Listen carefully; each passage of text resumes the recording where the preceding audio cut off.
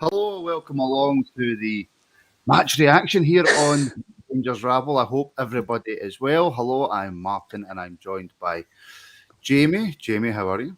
I'm good.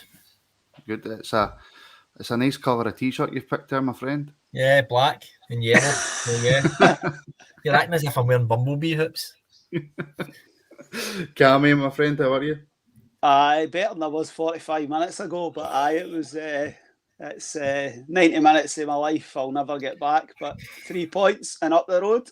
Oh, well, that was I think at one point I says to you, I'm shitting myself here, but anyway, that's just me. Before I do all the intros and stuff, I'm going to get straight into some comments, just get them up on the screen, because see, about 15 minutes into this, the comments just go mad, and I'm going to tell everybody away where you can get your comment noticed.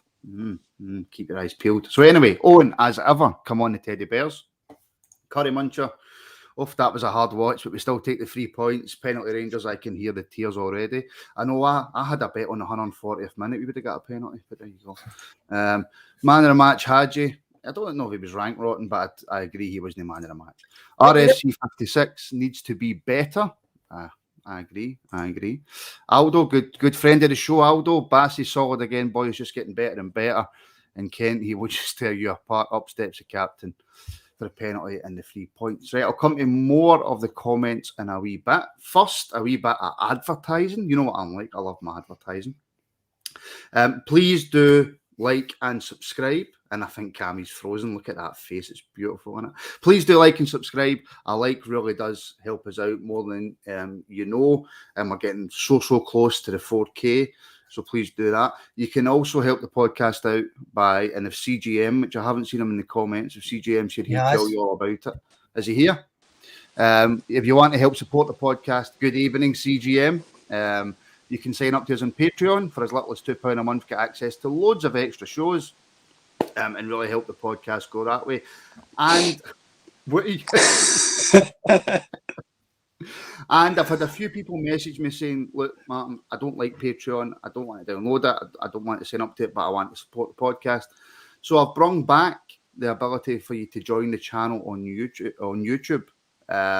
What we're going to do is I'm going to have a wee thing and see what else we can do for YouTube. But if you want to sign up to the channel on YouTube and help us out where you can, just click the join button below. Right, Cammy, before we get into the game, I noticed something that you put on social media regarding Rangers TV. I don't think you were too happy. Well, I'm obviously season ticket holder. I am only sitting here doing the live reaction because I wasn't at Ibrox today due to the isolation rules. It was brutal. Listen, Tom Miller's a massive Rangers fan, great guy. It was more the contribution of Alan McLaren. Alan McLaren was absolutely horrendous today.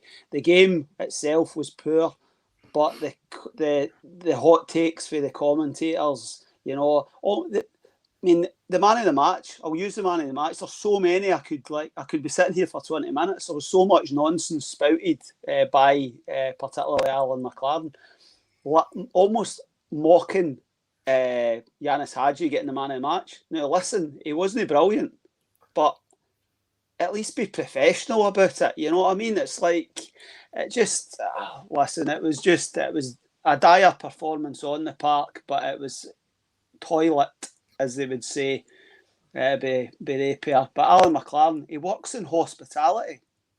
I was worried at one stage that he'd actually taken advantage of hospitality prior to sitting in the gantry.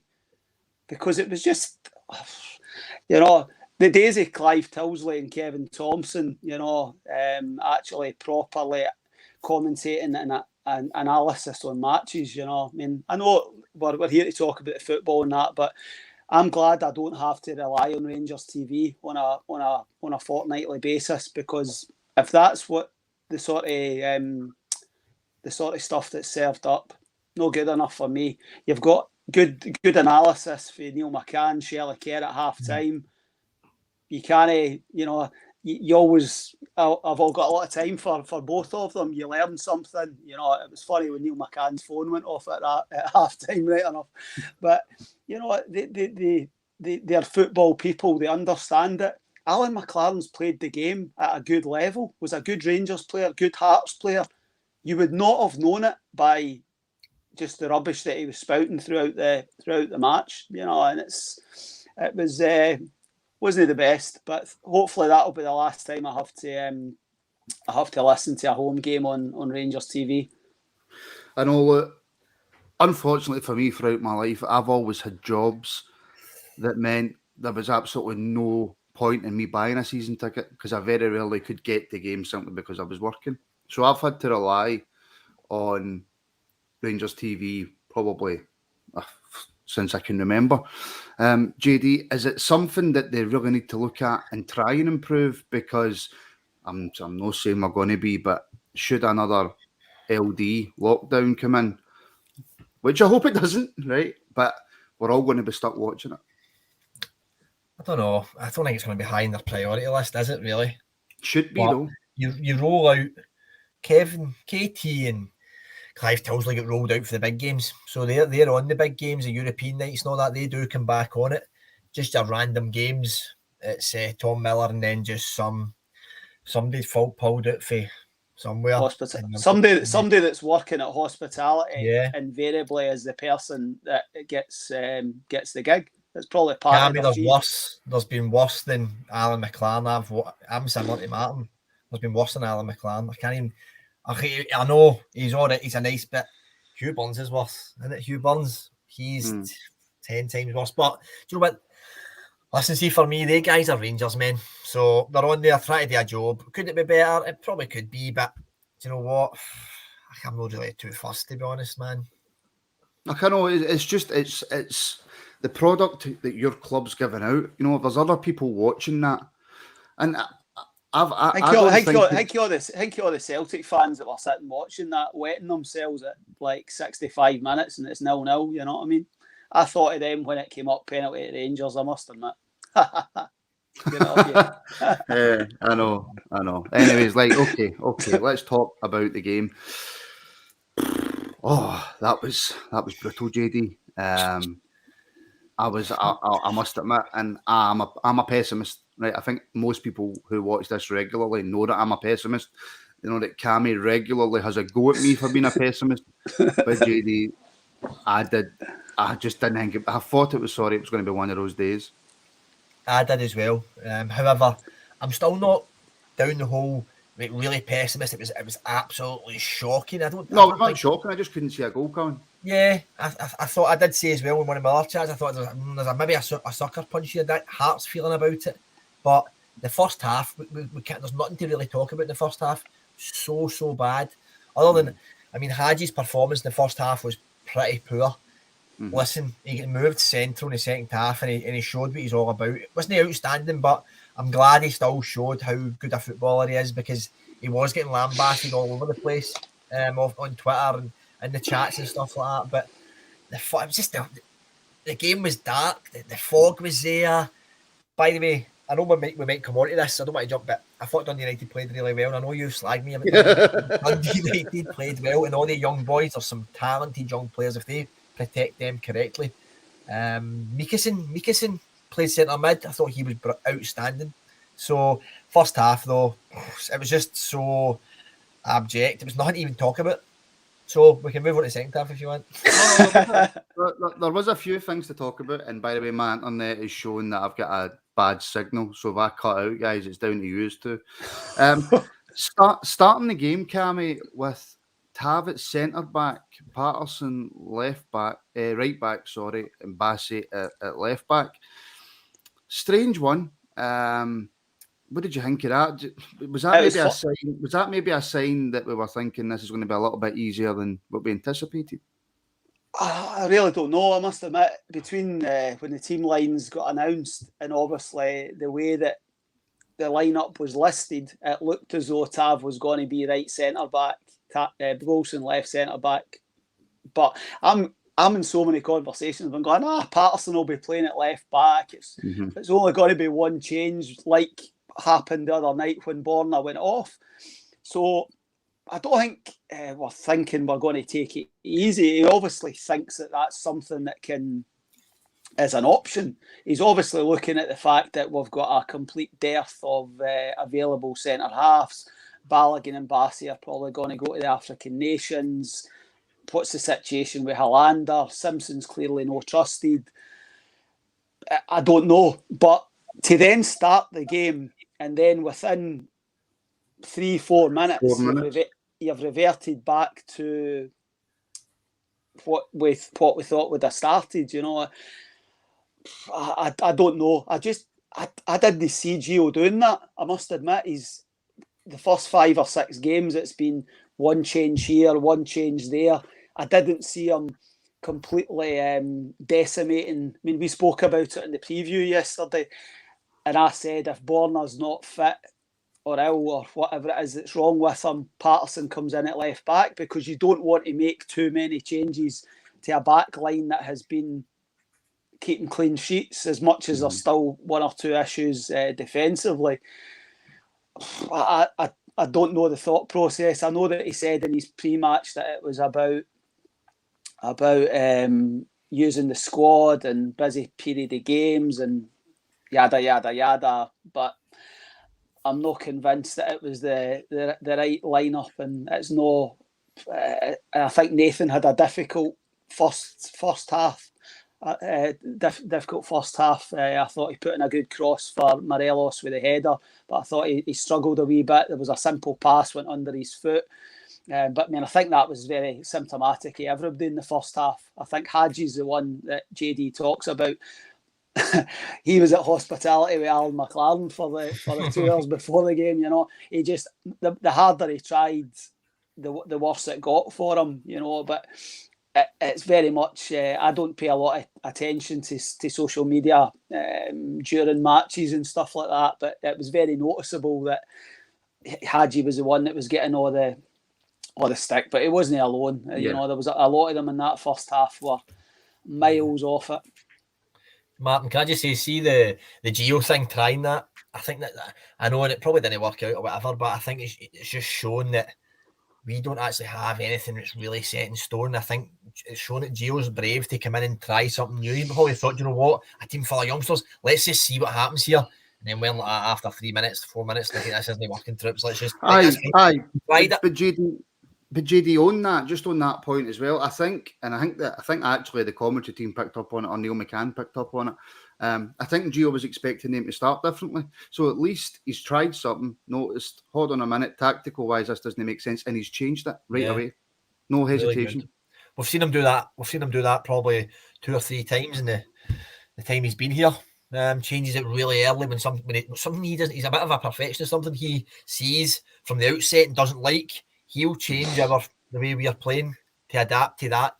Which you could turn around and say, well, we're Rangers, we shouldn't do that. But I think you need to be intelligent in the way you're playing.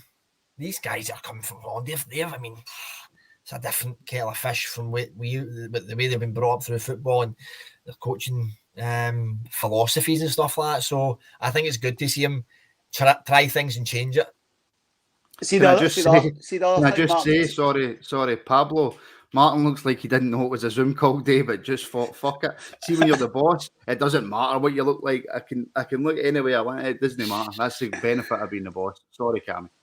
The other one for me, I must admit, there was a lot of conversation over the starting 11. I didn't expect a lot of changes. Obviously, the conversation this morning was around Aribo and the fact that he was a booking away from potentially missing the Old Firm game in 2 weeks, and 50-50. Some people were saying you need to play him. I was in that court, I must admit. I think you play him, you trust him to keep out of trouble and sort of situation. But I think taking him out the equation also upset the sort of dynamic in the middle of the park. Mm-hmm. I think you asked Scott Arfield to play a bit further forward.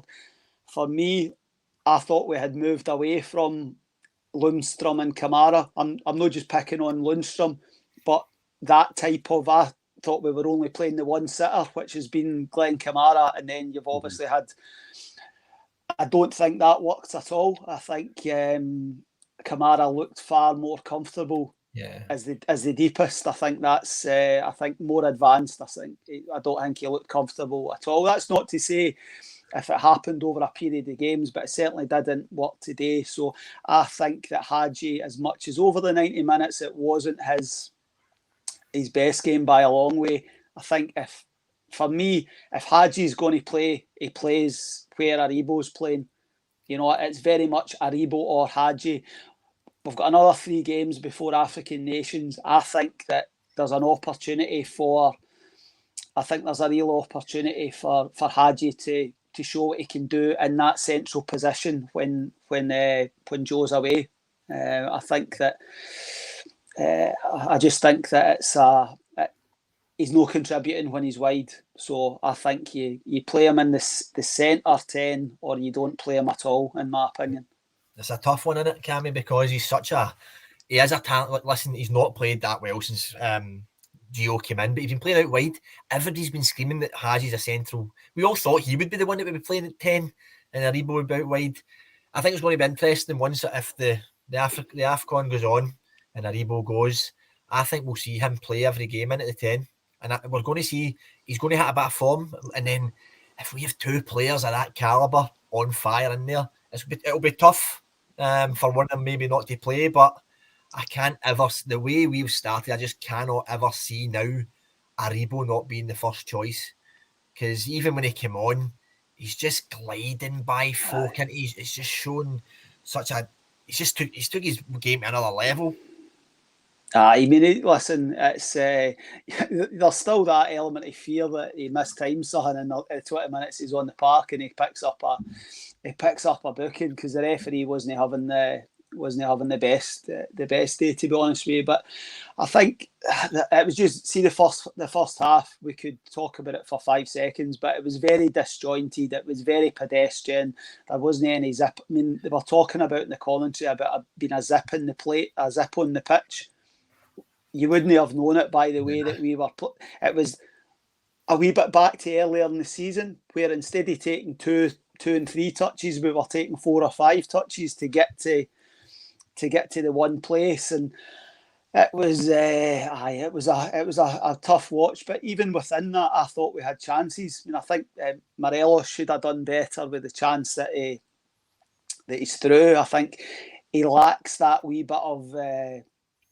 Just that wee bit of guile to dink it over the keeper, just have that wee bit of imagination. I think the other side for what he went to there was a big gap there. The keeper had sort of left that, but I think he sort of sclaffed that a wee bit, and obviously we got through to half time and I'm pleased that we saw a change. I think it could have been 2 or 3 in the front area that could have went off, to be honest with you. Do you think? I thought Arfield did have pretty an effective game, and we've praised him since he came back into the team because he was missing at the start of the season, but he's been probably one of our better players. But he was pretty ineffective in the first half as well. I thought, you're right, Lundstrom. I'm not a great fan of Lundstrom either. Really, I think if you've got Kamara there, you probably don't need Lundstrom. We've got Davis as well, so you probably didn't need Lundstrom. But I didn't think he was playing too bad. I thought there could be other people. I was probably expecting Arfield or Hagi to go off before him, but it's worked out. And I think, what do you think that leaves John Lundstrom? Do you think he's still just? Do you think that leaves him anywhere? Do you think he's going to be here after Jan? I think he'll be here. I think he'll be here to the end of the season. But I think the opportunities to play 2 sitters, as they say, I think will be limited. I think you maybe go across the city. I think there might be a potential that you do it there, but I think it's Kamara's position. I don't know what the situation is. I don't know what the situation is with Stephen Davis. Stephen Davis is obviously he's not been in the matchday squad the last 2 games. You speculate, is it COVID? Is it an injury? The manager, very much like Gerrard, doesn't really invite information if he doesn't get asked the question, sort of thing, So I think Lundstrom's on a big wage. I don't think he was terrible in the first half. I think he was a victim of we had to just get back. We had to get more creativity onto the park. Hello, gents. I just had to go for a very quick shower and fix my hair there. It was one of those. I think Lundstrom was the one that went off. I think Scott Wright came on. I think Fashion could have came on. for a bit of pace and what have you. And I think that is one thing. I think Scott Wright, there's still a question mark over certain parts of his game, but I think at least he's direct, and he did try to commit and get in and round the back and commit them sort of situation, which hadn't really happened in the first half. Right, so where are we? Because obviously I dipped out. Have we moved into the second half? I take it you're talking about Scott Wright? Just talking about substitutions. John, we're talking about Lundstrom, where he now sits really amongst it all after getting whipped off. I will say, I don't know if you quickly mentioned this before I dipped out. Did you mention the Ryan Kent possible penalty? Did you just gloss straight over it? Right. See, when I looked at that at first, I thought it was a stone wall penalty. Right. And then once I seen it 2 seconds later, I thought it was a dive. Yeah. But I think I've came to the conclusion, JD, that he just steps on the boy and that makes him fall. So it's not a penalty, but it's not a dive. Is that fair? It's another one of those Rangers TV moments where they actually show you one quick replay and move on. So I thought it was a dive when I first seen it. I thought it was a dive when I seen it the second time. So I thought it was a dive, not even just a fod. And I thought he actually played for it, which is a bit naughty. But if I just get the old blue tinted specs on, Cammy, because I don't think it was I think there's no way it's a penalty, but I also think he's stepped on the boy, which has made him go over. Or am I just being too pro Rangers? I don't think it's a penalty. I think it's just we got the penalty later on that was a 150% clear penalty, and how the referee doesn't give it within half a second, I have no idea. Why there's a delay when the boy's arm's out, I've no idea. But for me, the first one, not for me. I think if we had VAR up here, I don't think VAR would have gave that as a penalty. No, but again, I still don't think it's quite a Kyogo. But there you go. No, I think at that stage, the first half was that bad. We were clutching for anything, to be honest with you. But no for me. If John Beaton had a VAR, you never know. I will see that. My worry was that the game was going to go on until Sunday night when I seen who the referee was. That was my worry. But you were talking about right there. Forgive me, people in the comments, people watching, if they've already mentioned this, but Cammy, what a difference he made. Sorry, I missed that, Martin. Who was it you said? Scott Wright. Scott Wright, aye. Just saying, what a difference. Direct, listen, I think end product he should have scored, to be fair, with the chance he had. But aye, direct, and there's an opportunity there. That position is up for grabs. I don't doubt that Gio, Ross Wilson, I think they will be looking at that as an area of the park, particularly the way that Gio wants to play with his wide players wide. We've not done that. Kent can be anything you ask him to be. Kent can be as adaptable as you want, but on the right hand side, I think that position is up for grabs. I think Scott Wright's just got to grab the chance, and I think he won't have done himself any favours, any harm. Sorry, with regard to starting the next game next Sunday, I think it is. But good on him. That's all you can ask. You get the opportunity for the manager. You come on, you play a part. Wasn't he brilliant? But he was direct and showed his willingness and pace and all that sort of stuff. See internet. I hate internet. I despise internet. You've never had problems before, though. Never. I'm laughing because it's usually me that's my face usually freezes and all that sort of stuff. But in saying that, for all the positivity he did bring, JD, he really should have scored. Lovely 1-2 with Morelos.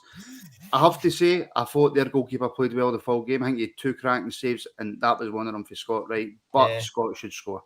He should score. He should, but I thought we fashioned that chance ourselves really, really well.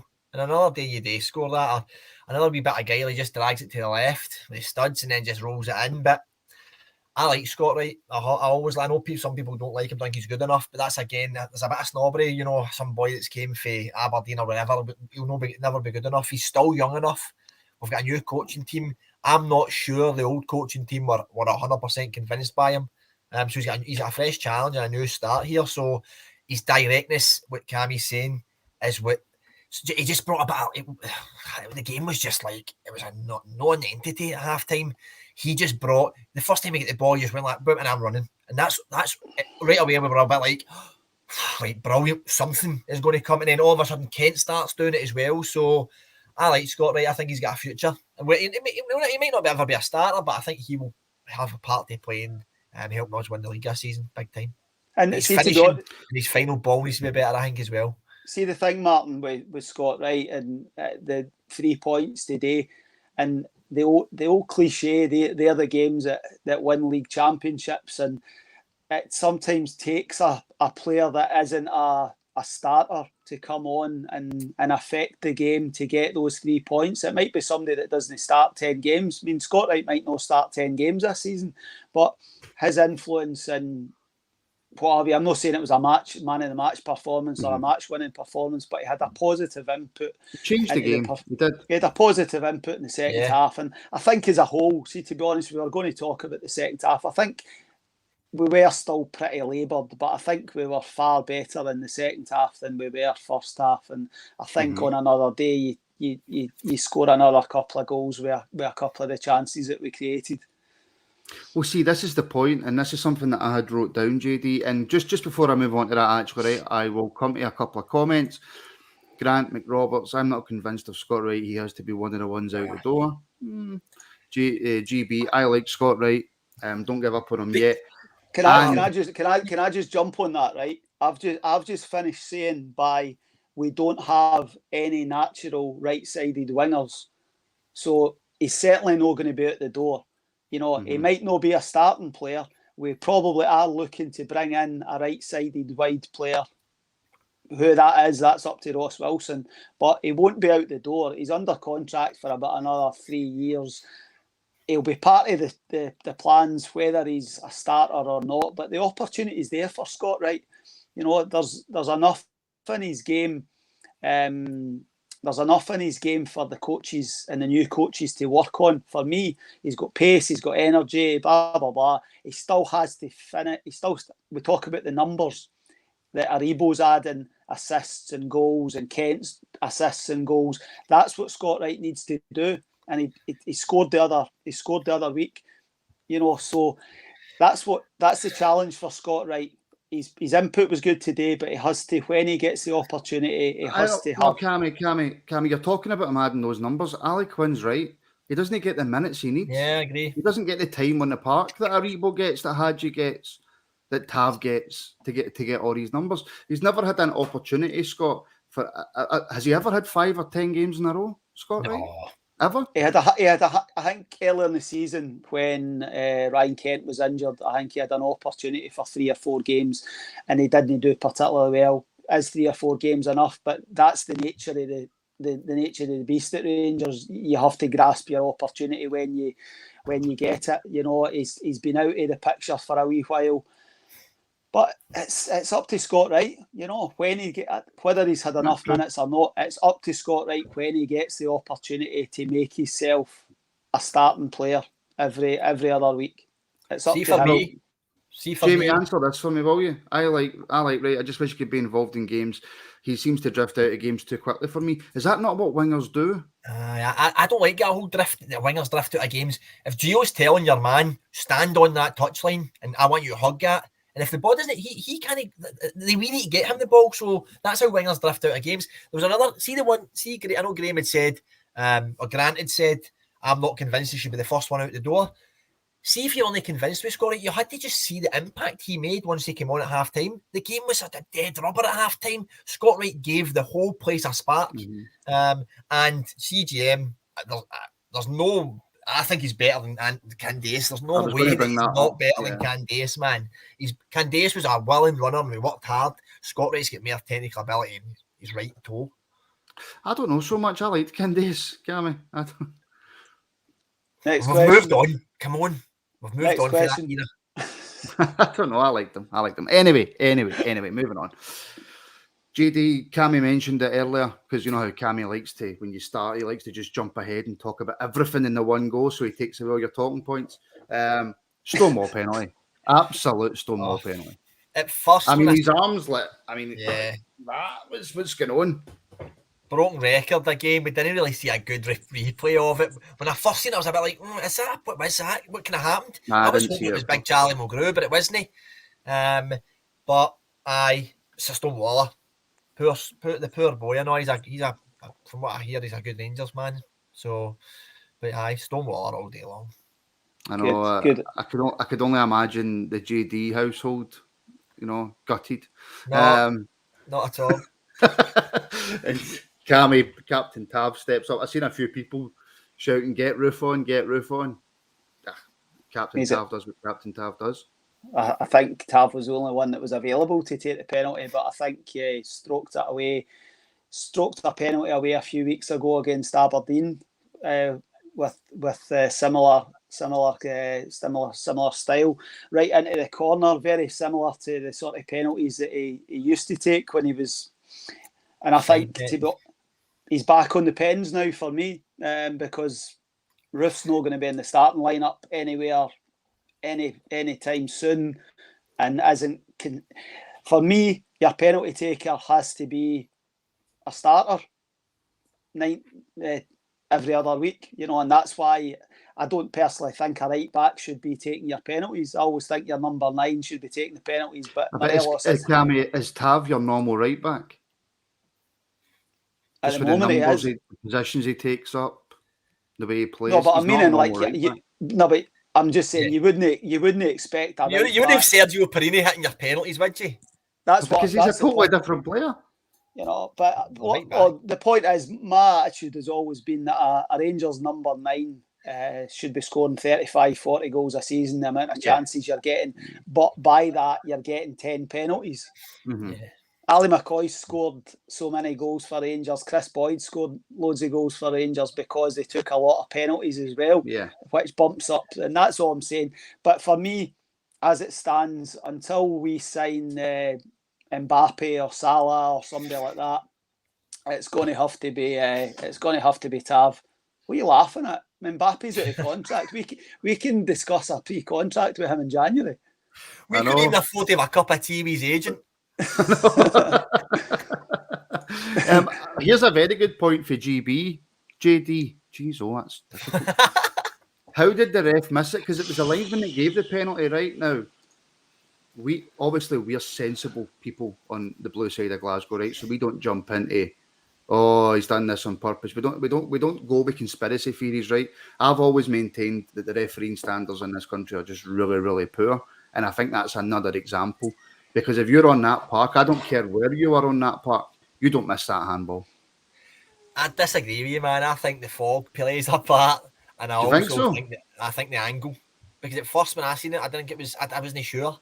It's the linesman's got it for that way, and I think he comes across, doesn't he? So the linesman's seeing him doing that action. So I can understand, but the refereeing is poor, but. Maybe he was too busy looking at his 2 watches, not knowing how long stoppage time he was going to do or something. We need to wrap back. That's just some worst part ever. It's done now. End of the day, that's what the other officials are there for. To help the referee, or referee to help the lino, or whatever it may be. They are meant to be a team of officials to help each other. It got the right decision. Penalty to Rangers. Tav sticks it away. 3 points up the road. Penalty Rangers. Put it away. You just knew it was coming, didn't you? As soon as Rangers put that tweet up, you knew it was coming. Shot corner. That's it. Shot corner. I had Tav 4-0 on my prediction, so it was like, and that obviously but there's no danger we were scoring 3 goals in the last 20 minutes, right enough. But see to be fair, Cammy, it didn't look like there was much chance of scoring any goals after we scored again. It was one of those games that we could have used Alan. We could have used Alan Muir's watch and still no scored 4 goals. Right, that's enough of that part. That's past now. Was it a conscious decision, do you think, Cammy, by Gio just to slow the game right down, and do you think he was happy with the 1-0 just because of the way the game was going? Potentially, I try and keep a hold of the ball and whatever. I just get the fear when it's 5 minutes of injury time, and we know what happened. They had one off the top of the bar, and you've got that sucker punch like you did a couple of months ago against Hearts, but I think you're just trying to manage the game. I think you're just trying to get through the 90 minutes with the 3 points. At the end of the day, I think these guys are the professionals. You have to just trust what they believe is the right tactical thing. For me, you go for the throat. I mean, ideally, Morelos is stuck one away, but he's obviously went early and it's offside. You're assuming it's offside because it looks offside, but you don't get any. You don't get any comment. You don't get any replay or anything of it, But it was, I think we just wanted to manage the game and get the 3 points, and that's what we've done. See, that terrifies me, JD. See that managing the game when you're only one goal in front. Because, like Cammy says, we've seen it against Hearts. It's happened in the past, and it almost happened right at the end of the game. I know, but that was very speculative, wasn't it? It was. I never felt. I know. I kind of said at one point there could be a sucker punch coming, but Dundee United didn't really create anything to make us really get our knickers in a twist. So that Hearts game was a different one when they were running through us and putting balls in the box. So 1-0, we should be able to manage games out against any of these teams in this SPL. So it shouldn't be a problem. And I'm sure last year we won a lot of games 1-0 as well. So be more confident. Well, CGM makes the point. I imagine Gio wanted to keep the 0. We're never going to stop hearing the end of that, are we? So he shut the game down, basically. But we also have to, JD, in saying that, is that now 5 clean sheets in 5 games? So, we have to hold our hands up and go, we didn't expect this for this defence coming for the start of the season. How many games in a row was it that we conceded first? So to have that turnaround in such a short space of time under Gio, the defence and the coaching staff deserve all the plaudits. They do, but I mean, Cammy, we're not going to say subtle tweaks, right? But what is it with the players are just, it's a flat. We almost play a flat back 4, or is it? Well, now we are playing more of a flat back 4 because Tav and Borna under the Gerrard regime would have been bombing. You don't see that now. Tav's never going to hit the numbers he's hit before. So maybe we have that's all we've said is, just sit for a wee bit. And is that all it's been? Then that's unbelievable. And if we just sit, we stay doing that, then more clean sheets, the better for us. Because you're right, it's essentially 4 at the back, 1 sitter, and so it's like 5 defenders, 5 attackers, and Griggsy in the goal. That's essentially what it is now, and I think it's rather than the 2 wides midfield players. They were almost auxiliary fullbacks because that allowed Tav and Borna to push on. I think it's changed. I'm just excited, as I said on the preview yesterday. I'm excited to see what January brings. A wee bit of time on the training field, and we start to see a wee bit more because it's been the schedule is intense. I mean, we've just played on Wednesday night and. We've got a week now until we play. So there's an opportunity for any players that have got 1 or 2 wee niggles and a wee bit more time on the train. I'm not saying he's going to reinvent the wheel in the space of a week, but it's an opportunity to get a bit more quality time on the training pitch as well, and that does excite me. And they sort of things excite me. Sadly, you're talking about the schedule, right? It's fantastic for us, but because we get to do all these podcasts. See, when this 3-week break comes in, I don't know what I'm going to do. Tell your missus. Talk to missus how many games are coming up. See, just on that, I said at the very, very start of the show, there's now a few ways that you can help support the channel. Obviously, CGM will tell everybody in the comments about Patreon. Link is in the description. For less than for £2 a month, for as little as £2 a month, you can get access to loads of different shows. Early access to tickets, and possibly if we ever do bring out merchandise, which I'm just going to wait until there's a size that will fit me, and then we'll start bringing out merchandise. You'll get money off and stuff like that and discounts. You can now also join the channel on YouTube, and one thing I'm going to do is see quite a lot of the times, JD, in the comments we see maybe 5-10 people all the time. So do you know what I thought I would do? And you tell me if you think this is a good idea. If you join our channel for $1.99 a month on YouTube, you're going to get the opportunity to join us on one of our match reactions on midweek podcasts. What do you think, JD? Could you see Curry Muncher, CGM, the likes on They've the not pod? no get the bottle. None of them. CGM maybe Curry Muncher. Nah, Curry Muncher get kicked off right away. You need to put a delay on that. No, he's banned for Twitter. He'll get banned for here. Anyways, that is an option for you if you would like to help support the podcast.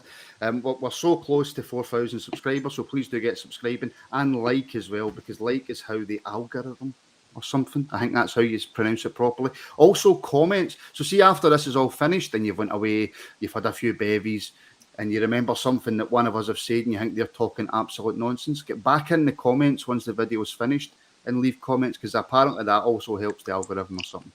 Anyway. Right, JD, we are 7 points in front. They have a game tomorrow, so they obviously won't have the opportunity to claw back any points in the league. That's what it's all about. Just keep putting the pressure on and hope they slip up. Yeah, just keep doing it there. Aye, I'm not really bothered about them. Who cares? But I've seen a lot of people put in the comments there what we've seen under Gio so far has been fantastic, and I know we just spoke about we can't underestimate keeping the zero, man, because that's the way we build. So yeah, the rest of the league's shot, man, but Celtic are kinda keeping on their coattails, aren't they? So big few games on the horizon.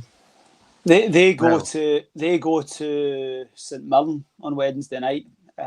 After obviously the cup final on tomorrow. So their next two away games, I think, are St Mirren and St Johnstone, possibly. Wait a minute. St Johnstone. Their next three games are St Mirren, St Johnstone, and Hibernian at their place, sort of thing. But we have to just keep winning, you know. And I've been quite. If we get to the winter break, top of the league, 4 points or more, that's good for me, because I think we're only going to improve. And I think the fact that we've came through such a difficult month, you know, we've still got a home game and a trip up north before we go across there. I think without the change of manager, I'm not convinced we would be in the same position. You know, I think, you know, without going into the rights and wrongs of Gerrard leaving and all that sort of situation, I think that the change has came at a good time. Yeah. As much as the timing was the main thing that peed everybody off, it's ignited some players. I think some players have taken a bounce from it. We would never have had 5 clean sheets on the bounce, that's for sure. And I think, totally agree with the comment. That's with minimal training time and the opportunity to actually work and get his. So huge credit to Gio and his team, and also for the players for taking it on board. What he's obviously wanting them to do. I know it is, and just for people who may be listening on Acast, the comment was what Gio has done is unreal, which it is, absolutely is. Right, guys, are you happy to finish up there? Or do you want to keep going?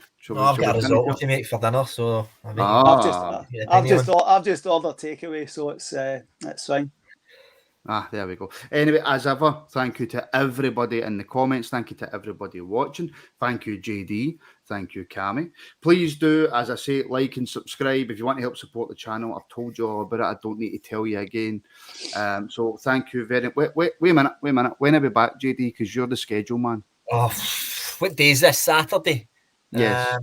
So we'll be recording the SPL review on Monday, but there is a weekly pod on Tuesday. Yep, and then there is the preview as well on getting recorded for Friday, and then we've got our match reaction on Saturday. There you go. Is everybody on the preview having to wear a Christmas jumper? Not seeing as Absolutely not. Absolutely not. No Christmas jumpers. Apparently, the Ranger shop at Ibrox was doing our own trade. I seen a lane where I seen it. Our Christmas jumper on, you know. It wasn't Castor branded compared to everyone else that's in there. Well, actually, very, very quickly, this is a point for Curry.